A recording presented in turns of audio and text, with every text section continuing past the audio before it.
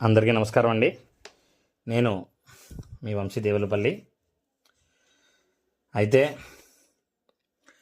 మనం భగవద్గీతలో మొదటి అధ్యాయం ప్రారంభించడం జరిగింది.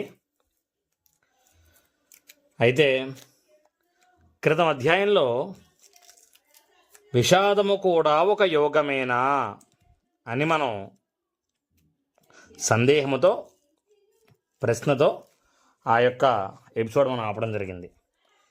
ఇంతకీ ఈ విషాదం యోగమా కాదా? ఎలాగో చూద్దామండి. విషాదం అంటే దుఃఖము కూడా యోగం ఎలా అవుతుంది కదా? విషాదం అంటే ఏంటి? దుఃఖము, ఒక బాధ, కృంగిపోయేతనం, ఒక పెయిన్ అన్నమాట. మనకు అర్థమయ్యేలా చెప్పాలంటే పెయిన్ కూడా ఎలా యోగం అవుతుంది? అది యోగంతో ఎలా సమానం అవుతుంది? ప్రాపంచిక వస్తువుల కోసం, భోగభాగ్యముల కోసం దుఃఖించడం యోగము కాదు, కానీ దైవము కోసం, ధర్మం కోసం దుఃఖించడం యోగమే అవుతుంది. అదండి. ఏదో ఇప్పుడు ఒక పిల్లాడు వెళ్ళి నాన్న నాకు ఈ బొమ్మ కావాలంటాడు. ఆ బొమ్మ కొనలేదని వాడు దుఃఖిస్తూ కూర్చుంటే, బాధపడుతూ కూర్చుంటే ఆ దుఃఖం యోగం అవ్వదండి. అలాగే మనం ఒక ఉద్యోగం చేసి, ఒక పని చేసి ఇంత డబ్బు ఆశిస్తాం. ఆ డబ్బు రాకపోతే ఆ దుఃఖం, అది యోగం అవదండి. కానీ దైవము కోసం, ధర్మము కోసం మనం ఏ విషాదమైతే విషాదంగా మనం భావిస్తామో అది ఖచ్చితంగా యోగమే అవుతుందట. దైవము కోసం, ధర్మం కోసం అంటే ఎలాగా? అయితే అయ్యో స్వామి, నాకు నీ దర్శన భాగ్యం కలగలేదా? అయ్యో స్వామి, నాకు నీ కరుణ రాలేదా అని తలుచుకుంటూ కూడా ఆయన్ని మరలా మనం స్మరిస్తూ ఉంటాము.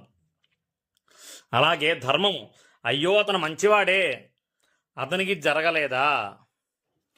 అయ్యో అతను కష్టజీవి, తగ్గ ఫలితం రాలేదా? ఇది ధర్మం అండి. అంటే మన స్వార్థము కోసము, మన అవసరము కోసము ఏ దుఃఖమైతే మనం పడతామో అది యోగము కాదు. కానీ ఒకరి మంచి కోసము, ధర్మము కోసము, దైవము కోసము మనం దుఃఖించినప్పుడు అది ఖచ్చితముగా యోగమే అవుతుంది. విషాదము యోగము కాదు, కానీ అర్జున విషాదము యోగం అవుతుంది. ఎందుకు?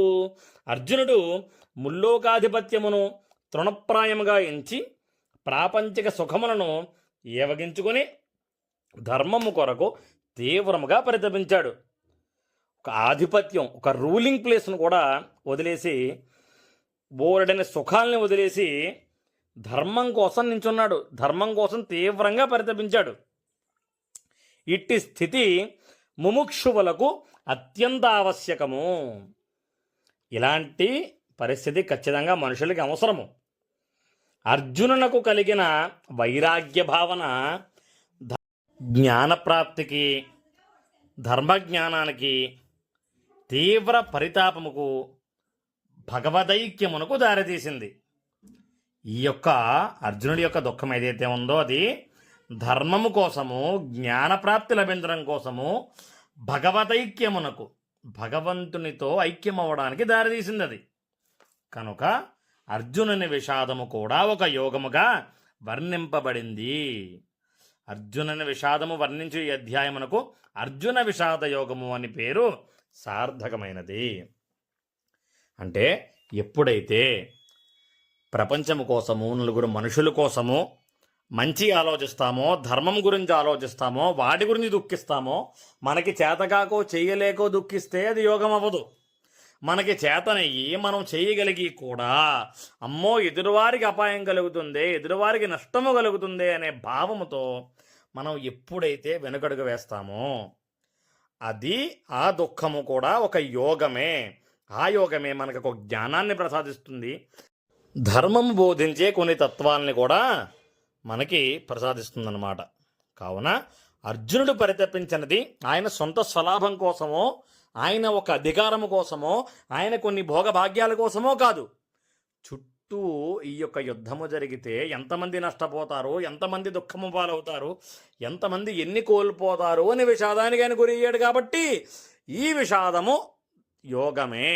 అందువలన అర్జునుని యొక్క విషాదము అర్జున విషాద యోగముగా పేర్కొనబడింది. ఇదే భగవద్గీతలో మొదటి అధ్యాయము. అయితే భగవద్గీత ప్రారంభము ఉభయ సేనలలోని కూడా ప్రధాన వీరుల వర్ణనము. అంటే రెండు సేనల్లోని, ఇటు కౌరవుల్లోని అటు పాండవుల్లోని కూడా ఎవరైతే ప్రధాన వీరులు ఉన్నారో వారిని యొక్క వర్ణించే విధానం అండి ఇది. ధృతరాష్ట్ర ఉవాచ అంటే ధృతరాష్ట్రుడు పలుకెను. ఏమని అంటున్నాడు? ధర్మక్షేత్రే కురుక్షేత్రే సమవేత యుయుత్సవ మామకా పాండవాశ్చైవ కిమకుర్వత సంజయ. ఏంటండి, మరొకసారి చదువుదాం శ్లోకం. ధర్మక్షేత్రే కురుక్షేత్రే సమవేత యుయుత్సవ మామకా పాండవాశ్చైవ కిమికుర్వత సంజయ. ఓ సంజయ, ధర్మక్షేత్రమైన కురుక్షేత్రములో యుద్ధ సన్నద్ధులై చేరియున్న నా కుమారులను పాండుకుమారులను ఏమి చేసిరి? ధర్మక్షేత్రే కురుక్షేత్రే అని ధర్మశబ్దములో భగవద్గీత ప్రారంభించబడినది. ధర్మశబ్దము మంగళవాచకము. అంటే ధర్మ అనే శబ్దము మంగళవాచకము, చాలా మంగళమైనదండి. ధర్మ పదము మొదటి ప్రయోగించడం వలన శ్రీ వ్యాస మహర్షి గీతను మంగళాచరణలో ప్రారంభించినట్లయినది. ఆయన భగవద్గీతను ముందుగా ధర్మ అదే పదముతో ప్రారంభించడం వలన ఈ యొక్క భగవద్గీతని ధర్మముగా ప్రారంభించినట్లయిందండి, మంగళముగా ప్రారంభించినట్లయిందండి.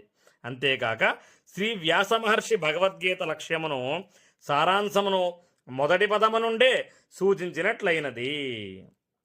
భగవద్గీత లక్ష్యము ధర్మము, ధర్మోద్ధరణ.